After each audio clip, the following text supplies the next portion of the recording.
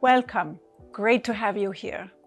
This is a unique moment, a moment that unites all of us. We all face anxiety and loss. We all see broken systems. We all experience the impact of the climate crisis. This is a unique moment. This is a turning point if we choose to make it one. This is a moment to reflect, to learn, to share, and to co-create. And I invite you to contribute. I ask you to contribute. I ask you to partner to fix broken systems. I ask you to join the movement so everyone can step into their change-making power. I ask you to nominate the next generation of changemakers. And I ask you to share your wisdom, your knowledge, your expertise. And I ask you to donate to support changemakers. This is our moment to fix the world. This is our moment to contribute. Today is the day, and you are the one.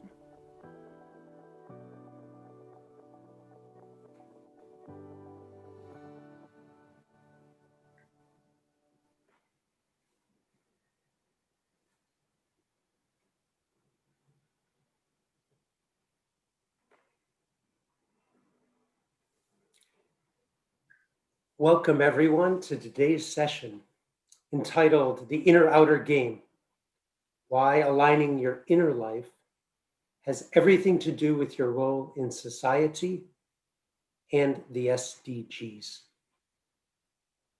So to start, I want to invite you to write in the chat where you're from.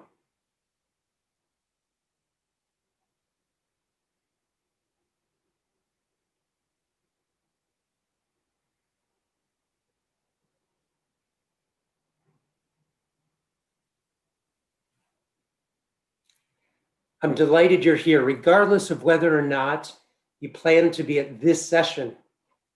I have a sense that if you are here, then it must be the right place for you. My name is Jason Bernhardt-Lanier, and I'm the Interim Executive Director of Ashoka's Global Venture and Fellowship Program, and your session moderator. I'm also happy to introduce you to my colleague, Romina Carrillo, from the Changemakers team of Ashoka. And Romina is our session coordinator, and she will be helping us interact online. Hi, everyone. Welcome. We are so glad to have you here. And please ask all your questions that you want in the chat. And you can also vote for someone else's question. Then we will share it with our great speakers. And to start, I would like to ask you a question. And please write your answer in the chat box. And what we want to know is, what does the term inner life mean to you? What do you understand by this term? So please, if you can write your answers in the chat.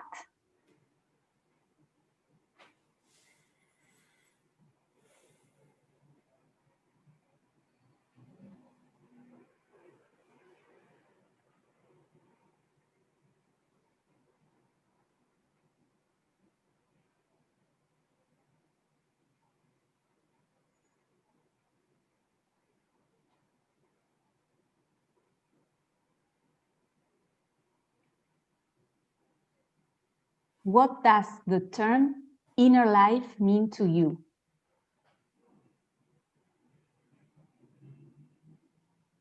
So let's see, we have some answers here. Individual and collective powerhouse. Nirmala says, my values, my culture, my perception, how I live all.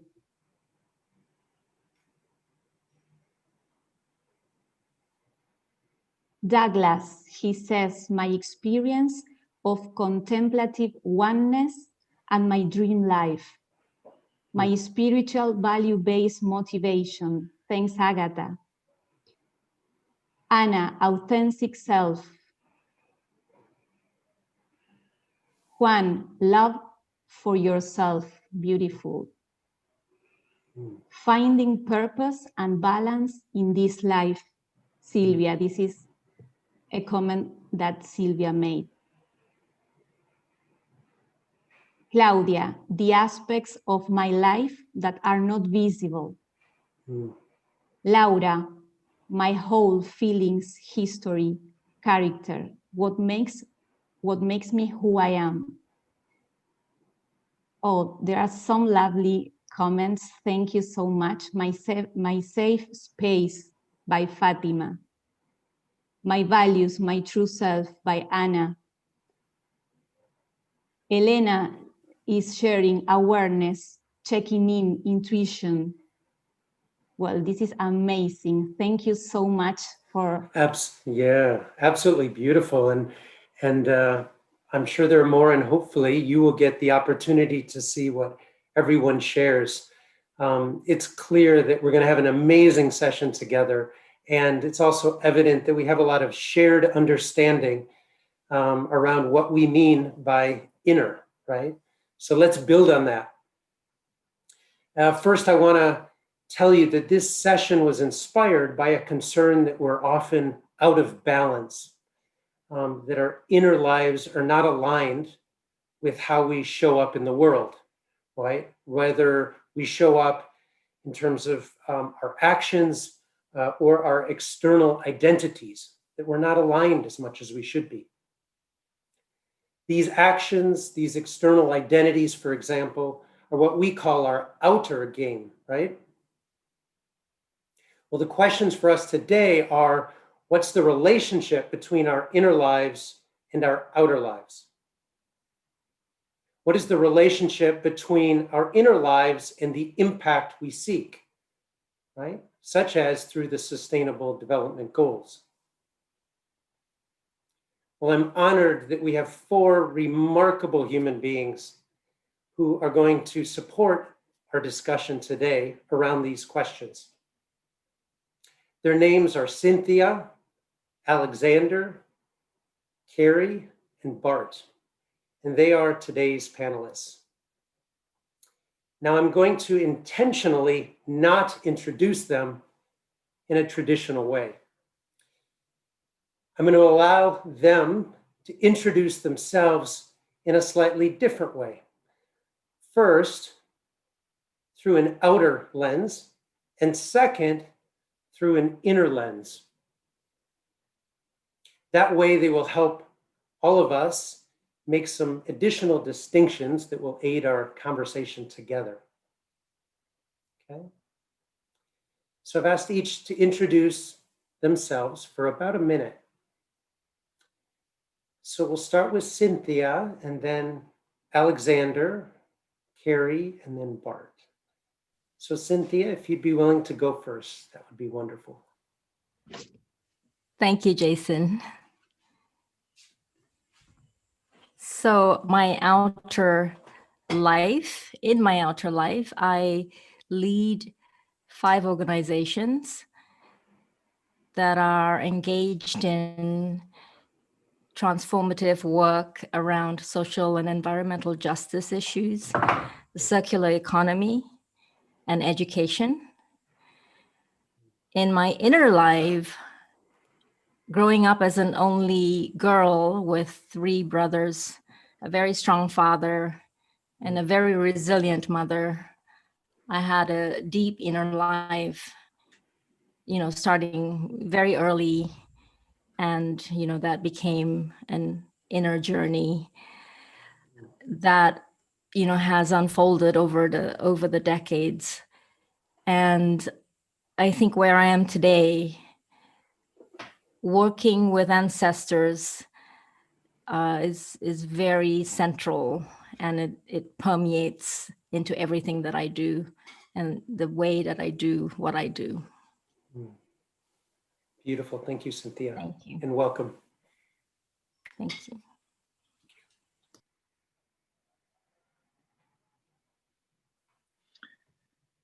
So in my outer world, I help change makers like you to love what they do, not just some of the time, but all of the time. And I do that by helping them to create the masterpiece they were born to create. I'm actually an artist. I paint in extreme locations all over the world. And that journey has helped me to understand how the world inside us, how when we balance that, as Sylvia mentioned, when that is in balance, we actually create, and how that works. I'm an author. This is my first book, Balance, and my second book is coming out in a couple of weeks called Masterpiece. And I'm also a coach, and I run programs for individuals, teams, organizations to help them create their masterpiece. That's the easy part. Describing the inner game is much harder because, as one of you mentioned, it's the non-visible aspect of myself. So if it's non-visible, how can I describe that? Words don't kind of do it justice. It's more of an energy. You need the body in order to feel the energy, but you're not the body, you're the energy. So how do you feel that? Well, you may feel the energy in this moment. You may feel energy during this session. That's my encouragement to you. How do you put that into words? Well, one of the things I do is help people to articulate their purpose. And I've done that with over 1,000 people. And that's always an incredible experience because you always feel that energy. When somebody finally articulates who they are, not what they do, who they are and why they're here, they feel that energy unlock. So what's my purpose? My purpose is to free the world's creativity for good. Because I believe if we do that, we solve all of the challenges we face in the world outside us. Beautiful. Thank you, Alexander. Carrie, Yeah. please. Thank you very much. Very happy to be here with everybody. My name is, as said, Karianne Eik, and I'm Norwegian. I always start with, I think that's inner and outer, but it's such a big part of my identification, right? My home place on the west coast of Norway, on the ocean there. But in my outer life, I have several roles, but maybe what I'm, I think breathing and dreaming of every day is that I'm leading a big program coordinating 17 UN agencies in the SDG effort on the local level, bringing cities and communities and businesses and academia and finance institutions to work together on actually achieving the SDGs locally. So this takes a lot of time, and I'm talking about sustainability all day, every day, but I have not been really living a very sustainable life myself. And it's been very clear to me the last year where we are now. I'm in Vienna now, so I live in Vienna. I'm in lockdown totally since yesterday. And, you really have time to see what is important and really to reflect a bit. I mean, it's not a journey that I've been on for a lot, just the past year, but it's, as Alexander said, you need to be what you are trying to achieve. And I've been doing a lot of experiments the last years to see how this really affects my work and how to be, present in the moment. And that's just really what's is the big game changer here. And I just wanted to say what was said in the beginning here. We don't need to fix the world. The world is fantastic, but we need to fix and support a lot of humans amongst us that need support. And that's what I'm trying to do. It's not about the SDGs, it's about how we live our lives. If we're not committed to the SDGs and to live in a good world, we can forget this wonderful framework. So yeah, I think I'll stop. Beautiful, here. Beautiful. Thank you, Carrie, and welcome. And Bart, over to you. Yeah, so my outer world is, I've been active, 25 years ago, I started an initiative, a humanitarian initiative to empower vulnerable communities to tackle difficult, dangerous detection tasks more independently. That resulted in the Hero Rats. I guess some of you may know about this. Fantastic organization, Apopo. Please look it up. I've also been, since 5 years, I moved on from my executive role in the organization, to focus more on my inner life, actually. And I joined another Ashoka fellow, Aaron Pereira, in supporting the Wellbeing Project, and have helped over the last 4 years, because now I'm in a sabbatical, but in the last 4 years, I've been, well, helping to catalyze a culture of inner well-being in the social innovation space. And then I took a sabbatical, and during my sabbatical, I started a new initiative again, which is a permaculture well-being center somewhere halfway between Brussels and Paris. And since doing that, I've been asked more and more to act as a guide in the sense of a personal growth coach. So as much as I would love to spend my time in that permaculture place, I'm actually spending a lot of time sitting together one-on-ones with people and supporting them with their inner journey. My inner journey is I'm a Zen priest. Beside the label social entrepreneur, I carry another label, Zen priest, and it is just a label because I am, like every one of us, a human who is searching for meaning, fulfilling purpose, and yeah. So my definition of inner world really is the extent to which we can inspire others and be inspired, and through this mutual interrelationship, of this interconnected relationship, actually find the energy to tackle the world's most pressing challenges. Beautiful, thank you, Bart, and welcome as well. All right, so I want to ask a couple of questions to all of you, and first, I'd like to ask, personally, what's a shift that you've made, right? In many of our lives, at some point, we're engaged in the outer world, life happens, and there's a shift in our life in a way that inspires us to engage perhaps more in the inner dimension of ourselves. For others, that it may be a different order, and that's fine. I just wanted to open it up, maybe that each of you could share something around this shift when in your life you said, I need to pay attention to both, right? The inner and kind of how it supports what I'm seeking to do in the outer world. Could be a moment in your life, it could be a summary of it, whatever you feel would be helpful. Is there any particular order you want us to go in, Jason? No, jump in. Go ahead if you'd like. All right. Well, it's kind of the inverse of the question, actually, which is, like, I'm going to go all the way back. I mentioned earlier, I'm an artist. I'm going back to the age of 16, and that was all I dreamed of being. All I dreamed of being was being an artist. That was what I wanted to do. I remember my first hand painting at the age of 2, and I just fell in love with it, like the paint in my hands.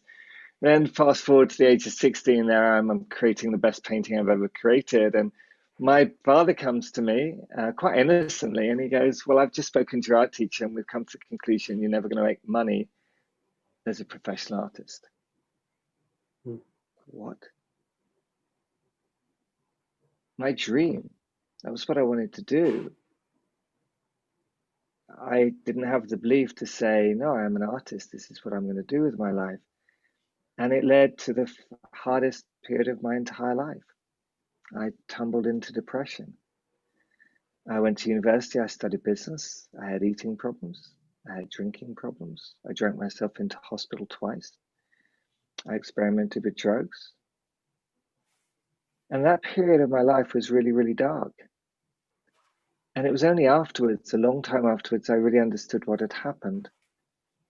I'd suppressed the artist inside me. I'd suppressed my inner world. I'd suppressed that inner life to such an extent that I then put on a false identity. I stopped being me. I put on a suit every day, put a tie, throttled myself, literally. And I didn't live who I am, and I wasn't true to me. And I stopped painting for 14 years. And I actually had to escape from the country that I lived in. I was brought up in the UK, and at the age of 29, I left and I moved here to the Alps, to Switzerland. And it was here I started painting again. And that was a really, really tough journey. I mean, the first time I literally put a canvas on the easel and I started painting, and I put the first brushstroke on the canvas, I burst into floods of tears. Like all this pain that had been there. So there are two pivotal moments in my life, and then I've spent the last 16 years exploring, okay, what happens if you suppress it and how can you release it again? And what I've discovered in that process is it's not good enough to just unlock this. You end up going up Woo Woo Mountain like crazy, like, and you get lost up there. You actually have to re-engage the outer as well. So it's not just about unlocking the inner and discarding the outer, as many kind of new age practices talk about. The ego is bad. No, the ego is not inherently bad. Like Carrie said, the world doesn't need fixing. We need to rebalance ourselves. We've got too far this way, so let's rebalance this way. But it doesn't mean this is bad. It means we just need to use it in a different way. Beautiful. Alexander, thank you for sharing. And anyone else have something about your story that would be helpful for others in terms of the inner and outer? And how did you discover the interplay and what was going on in your life? Yeah, maybe I can just jump in a little bit. I'm one of I have to say, the privileged, lucky one, born in Norway, and I totally see, not everybody has this opportunity, right? But what I've always had, this is very like inner joy for life, right? So like just happy to be alive, basically. That's like followed me from very, very small on. So things worked out very well for me because I always thought things will work out. And I know that this is not maybe, everybody who has experienced a lot of things don't have that. But of course, I tend to, as all we do, we study and then we start to work and the first job and second job, and we are getting very ambitious and focus on how we're going to create things. And you forget in a way that you cannot just push and do, right? You need to be more and just like have this joy with you that I think we as grown-ups really forget very, very often, that we need some joy in our lives, right? To do things.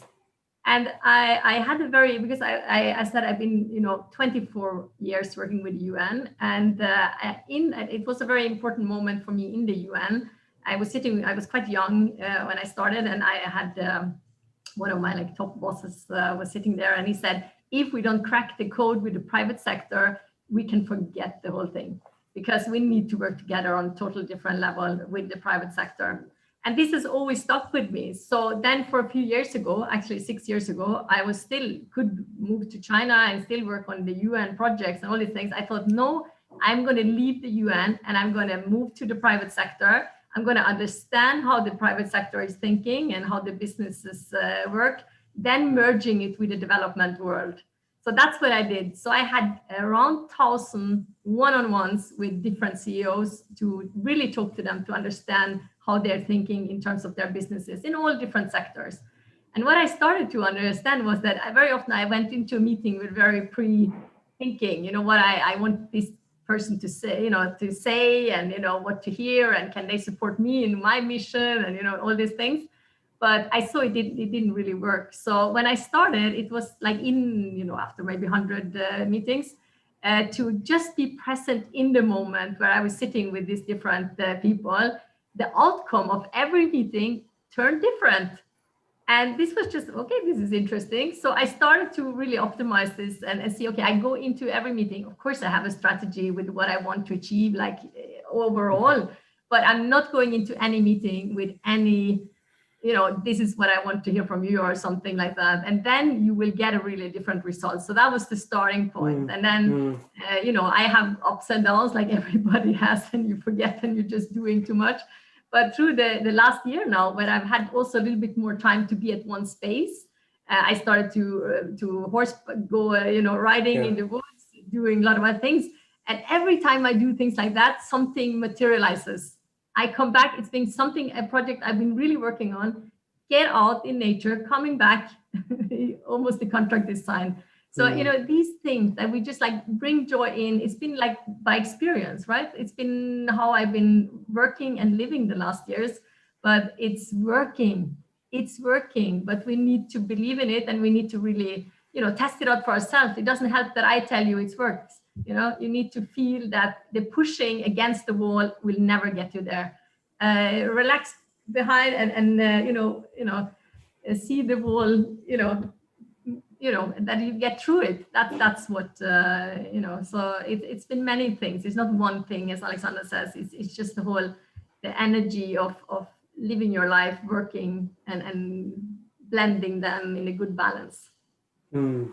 Beautiful. Thank you, Carrie.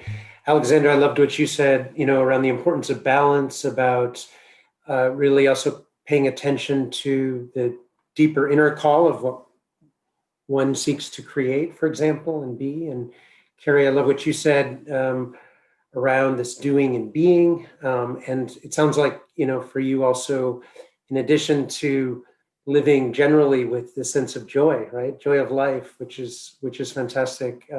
It's also an experience of an intentionality of creating space, whether you're horseback riding, whether you're,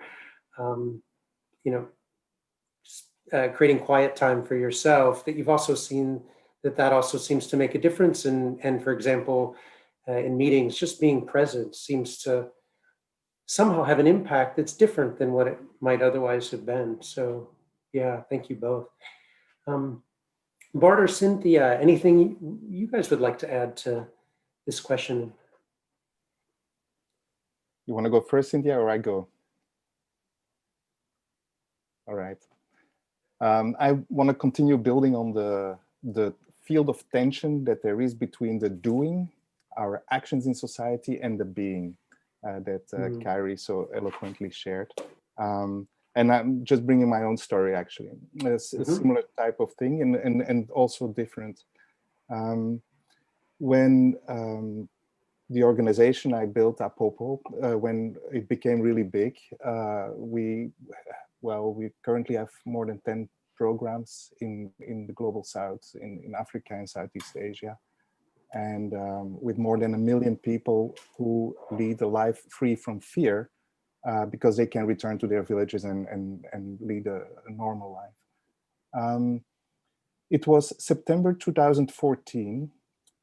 I was traveling around the globe, jumping between Africa, Europe, United States. At that time, we were also beginning to start up in Colombia. So now and then went there, and then Cambodia, Thailand border, where also we were starting. It was a very hectic life. I was at the Clinton Global Initiative in New York, September 2014. And coming back from that meeting, I really needed rest. And I didn't allow myself that rest. And I was really sick. And normally I would have had 1 day in Belgium and then again jump on the next plane to Tanzania for a strategic workshop with all the management from around the globe. And my doctor said, Bart, I advise you don't go to that meeting. And for me, it was, how could he possibly say that? How could I not be there, right? And I really needed rest. And I actually didn't realize that until it was told. And so I didn't go. And just a few days later, when peeking at my email and seeing that, this was a fantastic meeting and that I wasn't there, I understood something, a big lesson, that basically I really didn't need to be there anymore. My initiative had taken root in this wonderful management team, a global team with mainly people from the South, and that this work was ongoing. And in the same week, I actually wrote my resignation letter, not in a negative way, like I don't want to have anything to do with it, but really realizing that, my egg was there and it had become a chicken, and the chicken was becoming a bird and took off flying. So I was very grateful for that. And also it allowed me to start looking into those deeper layers, like what was it in me that, that made me so passionate, so over-identifying with my work, that I would see myself as unmissable, like not replaceable. While in reality, of course, well, basically I had this idea and I worked it out hands-on, but then this became a completely different scale and different. So I find it an interesting path, to what extent we are not conscious about, how we are, and that we let our identity depend on what we do. Yeah, I'm gonna keep it there and over to Cynthia now. Thank you, Bart. So I talked a little bit about my childhood as an only girl, and I think that was very fundamental in shaping my journey. When I think about the inner and outer journey being, and for me, I think it was always in some ways in sync. And it seems to me like it unfolded in tiers. So there was, my teens, my 20s, my 30s, my 40s, and my 50s, and I would say there are themes throughout, and what happened internally always then shaped what happened in the outer, my outer universe. I would say, just growing up here in this part of the world, where issues of patriarchy and you're just a daughter, you should be seen and not heard, and those kinds of things led me on my path, really, to unpick, or why does this make me feel angry, when I'm told not to speak, because I was just a daughter. And so that had me encounter, issues, of want to not encounter, well, I encountered them and I wanted to face them and question them, issues of patriarchy. And then that unfolded into my 30s as issues of justice, issues of colonization. And, so the inner journey for me would look like, what would it take for me to heal? Is it movement? Is it some kind of embodiment? Is it, healing methodology? So I was always attending to, how I needed to heal, from that outer aggression, it felt like at the time. And then in my 40s, it became about, I talked about ancestral work, and there were particular experiences that led me on that path. And now here I am in my 50s, and it looks like a culmination, of those issues around patriarchy, colonization, justice, ancestral work, and whatever whatever I need to do, whether it's ceremony, ritual, being in quiet, being in movement, somehow that, that wisdom seems to come from an inner place. And I would, I think I've developed this knowing for myself that I have to flow with it. And not flowing with it causes me, to be unwell.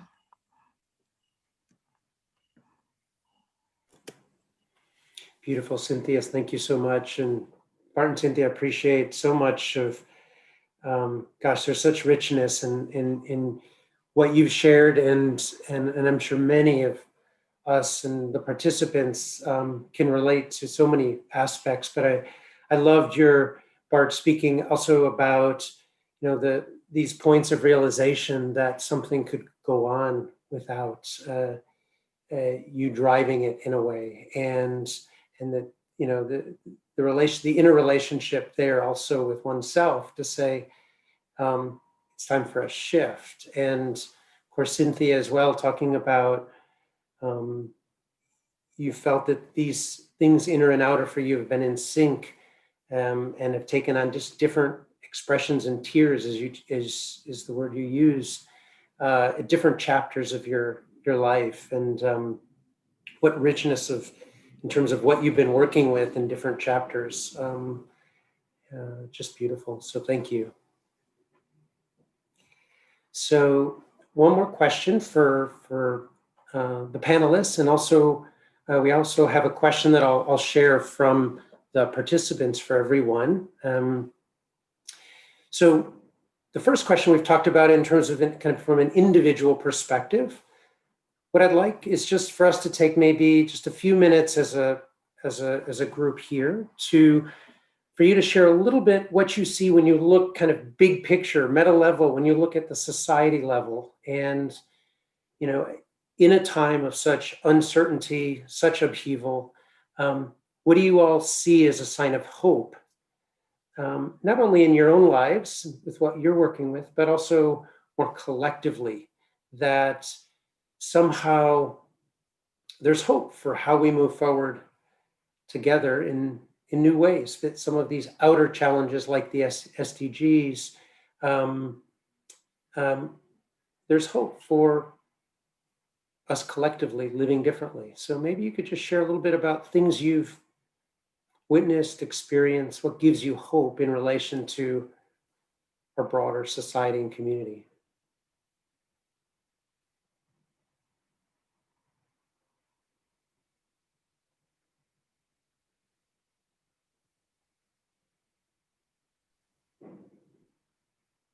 You go.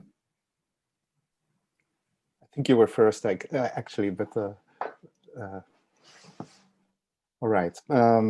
So what gives me hope is to see that there is a growing consciousness happening right now all around the globe.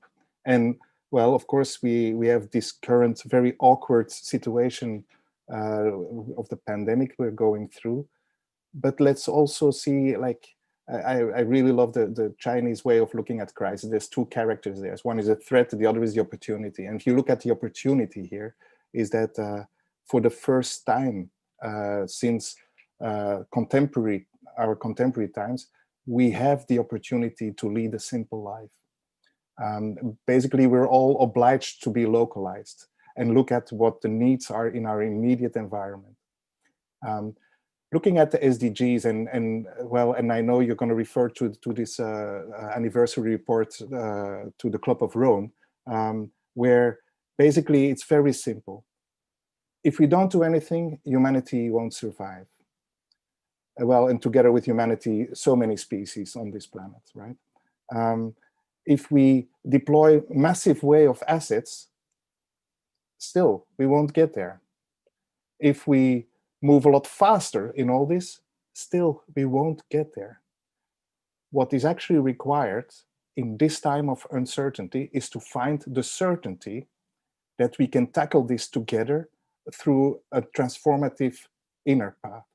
It is the need for people to be inspired, to inspire each other, and to lead a conscious life in all authenticity and interconnectedness. So I am hopeful for this future, and I see it happening all around me in all kinds of meditation groups, all kinds of therapeutic healing approaches, and it's like there's a myriad of paths growing together, and for me, I'm really hopeful about that. Thank you, Alexander. I think you were next. Well, I'm going to turn the question a bit upside down, if I may, Jason. Because we often talk about society, and we often say, like, there's this, and then we talk about organizations. And of course, society and organizations are not a thing. They're made up of individuals, and each of us are individuals. And so I'm going to go back to something that Marie said in that opening video. It's about you. It's about me. This idea actually of together is a little bit of an illusion. Mm. And what I've observed is you talk about the inner, and Cynthia, you talk beautifully about the resistance to the patriarchy, and how there is no resistance. I hear no resistance in your voice now. So you did the inner work to heal yourself. And I've seen the same when I paint. My observation is that if I resist what's in the world outside me, it resists me. If I stop resisting it, it stops resisting me. And in the moment I stop resisting it, I actually realize I am it. I'm not separate from this. I am this, not the outer me, not the ego me, but the inner me is actually connected to this, and each of us are connected to this. And so that healing that you talked about beautifully, Cynthia, what I observe is that when I do that with myself, my energy goes up. You could say, Bart, your consciousness goes up, to use the word you used. And when that happens, I observe I end up in conversations like this. So my outer world reflects a change in my inner through a process of healing. And you may be able to feel this energy right now. This energy is you. And actually, changing the world is an illusion. All you have to do is elevate your own energy, and the world magically changes. So why do I have hope? Because I get to have conversations like this with extraordinary people. I'm like, how the hell did this happen? How am I, me, an artist who was stopped painting at the age of 16, end up with a woman who is leading an ancestral program in Malaysia, a man who's a Zen Buddhist priest and launched a program which is saving millions of people, a woman who's leading this program to help us to realize the SDGs in cities, the biggest program that the UN's running on cities. How did I end up here? And then I go, well, I did some healing. So you, for me, are each symptoms of the fact that I have changed. So why do I have hope? I have hope because you're here. Because you are an illustration that I must have changed something in me. And if I can change something in me, some white Brit who has enough resistance, like my heritage, we were the colonial power in Malaysia, Cynthia. So I inherited that. And in India and in South Africa. We started concentration camps. We killed 29 million people in India through negligence. I have to deal with that. But if I can do that, and I can end up in a conversation like this, maybe you can as well. Thank you. So we have, I'm looking at our time, and Cynthia, if you'd please go ahead and share, and then we'll ask one more question from the audience. Go ahead, Cynthia, please. Well, just building on what Alexander said about our shared history, I'm hopeful about, well, exactly this, that we're here and having this conversation with however many people who are listening, and that Alexander and I can, sit across the Zoom table and talk about this. If we come together intentionally with our ancestors to do that work of cleaning, we call it, that energetic field is transformed. We become the portal for that change to happen. Just you and I doing this work.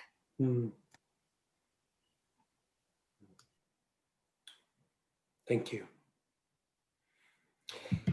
Carrie, go ahead. I want to give you a chance too. Yeah, I mean, it's all been said here more or less by my co-speakers here, but I just wanted to say that, the hope is, you just, leave the house. We cannot do it now.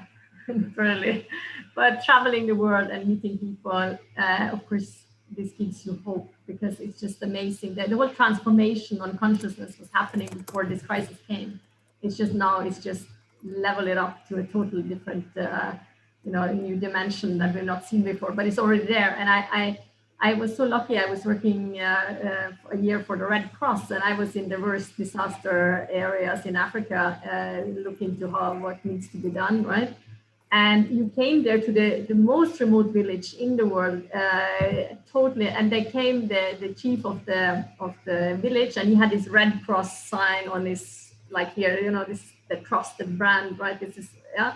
If you go now into a very small village anywhere almost in the world, someone is coming with a pin of SDGs.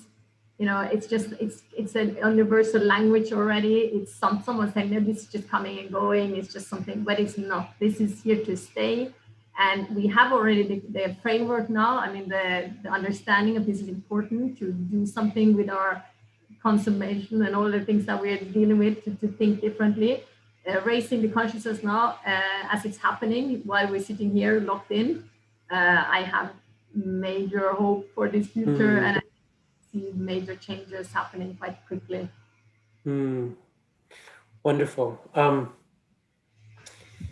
Gosh, yeah. Well, I'm glad I asked you a question about hope, because I feel a lot of hope at this moment and appreciate all the dimensions that you shared. Our time is limited here and now. And what I would like to do is shift a little bit. We've been talking about, the inner and the outer, and I would also like us to know it a different way, that is to experience it together. And we fortunately have an offer from Bart, who is probably we have about 5 minutes, Bart, and perhaps we could take you up on your offer. You could lead us into momentary experience, allow all of us, to connect with inner as well in this outer experience of talking together and being on swap card. So if you don't mind, I'll hand it over to you for a few minutes before we then close thereafter. All right. All right, thank you. Well, let's be invited for a short meditation. And I invite you to actually take on a generous posture with a sense of verticality and aliveness, well grounded and feeling our contact with this soil that we all belong to. And open our hearts to look what lives within.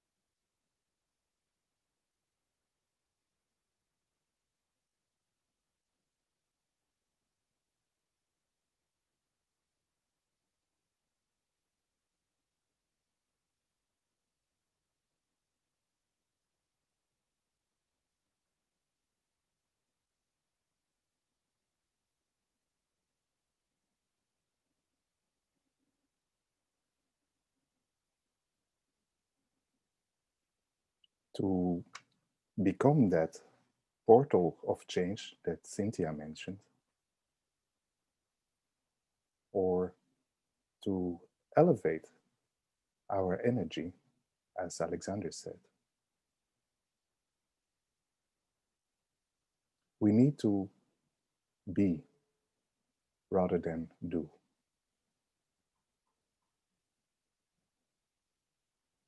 With a sense of openness to possibility. possibility of what may happen right here, right now.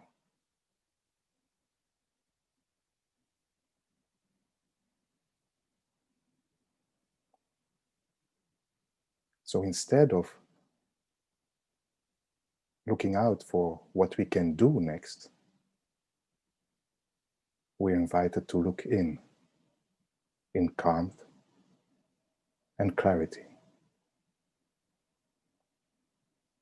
and develop the confidence and the courage to creatively walk step by step forward together.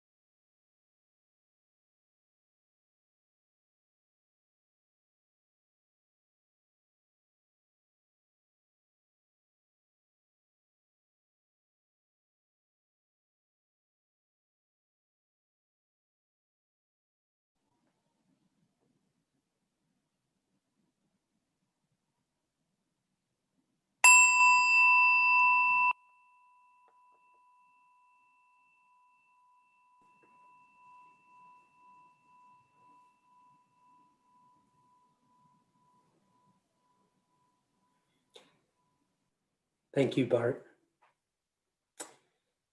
Thank you, everyone, for your being a part of this. I feel our time is complete. It was a pleasure to be both here with all of you panelists and also to feel that we're part of something bigger with all the participants. And the circles go on, right?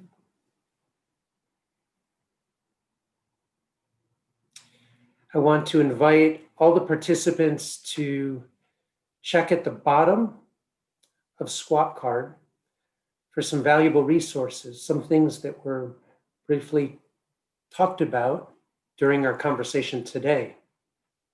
One was the report, the 50th anniversary of the Club of Rome, and the report around the SDGs and criticality of our inner evolution. Those are my words. And you'll see that report and read it for yourself. You'll also see information about the Well-Being Project that Bart spoke about. You'll also see information about the book that Alexander is soon publishing, and I believe you have the opportunity to read the first chapter of the book called Masterpiece. And as well, I invite you to connect with and learn more about the work of Carrie and Cynthia as well. So thank you again. Please connect with the resources, and best wishes to all. So thank you very much. Bye-bye. Bye.